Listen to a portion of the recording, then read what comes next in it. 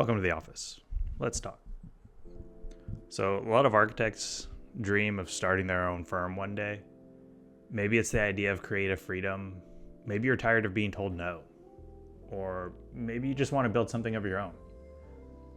But what nobody really tells you is that running your own architecture firm is less about design and more about everything else. All right, let's break this down. Let's start with the good part, the why. Most of us do it for the same reason. We want control. We want to choose our projects. We want to design the way we think. And that's not wrong. That's the fire that gets you started. When I started my firm, I had all that same energy. I thought, finally, I can design what I want. And to some extent, that was true. But I quickly realized something. The freedom I thought I was gaining was replaced by responsibility. Freedom and responsibility, two sides of the same coin. Here's what nobody tells you when you start a firm. You're not just an architect anymore. You're a marketer, a business owner, a bookkeeper, a client psychologist, just to name a few.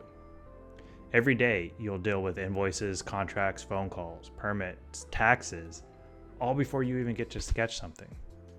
I spend more of my day in email and spreadsheet than I do in Revit.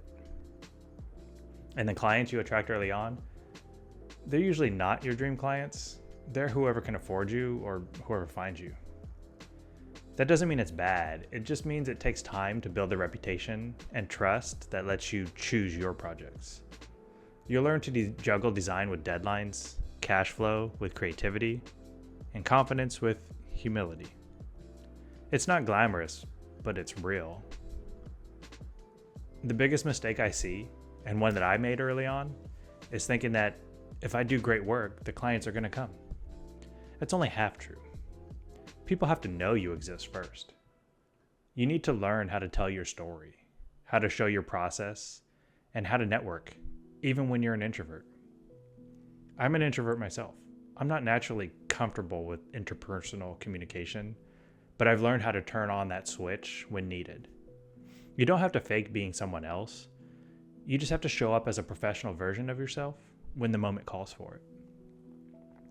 When I started my own firm, it was when I felt like I had all the skills needed. But that wasn't the biggest contributor to my success. It was the years of contacts I had made from working with people previously. Consultants, contractors, clients. When I finally hung up my shingle, people went out of their way to work with me. Not my portfolio, me. That taught me that relationships matter more than resumes. Most people probably think the hardest part is quitting your job. It's not. The hardest part is the in-between, when you're not sure if your firm is going to make it. When I first started my firm, we had one large project that was going to help us survive the year. And 2 months in of owning my own firm, that project got canceled. I had to quickly adapt. I had to find new projects. I had to make new connections. I even had to take out loans just to make payroll. It was one of the most stressful times of my life. But we weathered that storm. And I learned something crucial. I had to diversify. I had to diversify my projects, my clients, my incomes, and never let my business depend on just one thing. And that brings me to something else a lot of people overlook. That's the responsibility of owning your own firm. When you start your own firm, you don't just answer to yourself anymore. You have a responsibility to the local community to serve honestly and ethically and with care. You have a responsibility to yourself and your family, if you have one, to make sure your business is sustainable, that you can make a living doing this. And if you have a team, you have a responsibility to them and their families to make sure payroll happens, that food stays on their table too, that projects keep coming in, and that the lights can stay on. It's a lot of weight to carry, but it also gives meaning to the work that you do. Okay, now here's the part nobody can prepare you for. The reward. One day, you'll look around your studio and you'll see your projects on the wall. Maybe you'll have your name on the door, and your team working beside you. And you realize this all came from an idea that you decided to act on. That's a powerful feeling. Owning your firm isn't about ego or status, it's about agency, the ability to create your own future and to help others create theirs.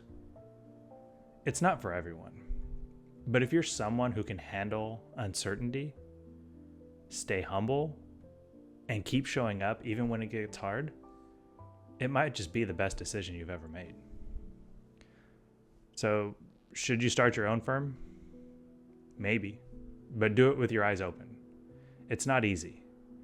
It's not fast, but it's real life. And if you ever decide to take that step, remember, it's okay to be scared.